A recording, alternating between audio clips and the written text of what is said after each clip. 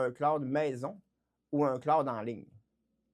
OK. Un cloud en ligne, ça permet de garder vos données dans un serveur à distance que vous accédez par un programme, tout simplement, qui va faire venir vos données ou les envoyer. Un cloud maison, c'est un NAS. C'est une boîte dans laquelle vous avez vos propres disques durs à la maison. On pourrait penser que c'est plus sécuritaire d'avoir ces données chez soi. En partant, techniquement, la réponse c'est oui, parce qu'on sait qu'on ne donne pas nos données à des grosses compagnies américaines. En passant, je vais parler aussi des clouds canadiens, puis je vais les comparer.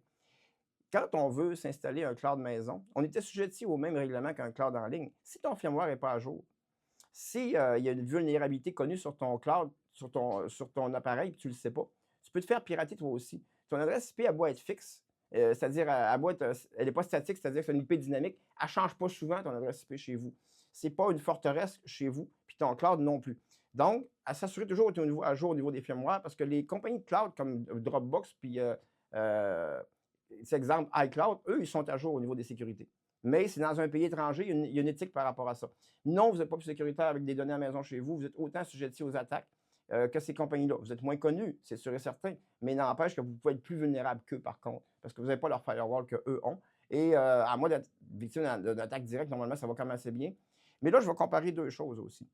Lorsque vous envoyez vos informations aux États-Unis, vous êtes assujetti au Patriot Act. Est-ce que vous l'avez lu? Moi, je ne l'ai pas lu. Mais j'ai lu la loi 25, par exemple, presque au complet.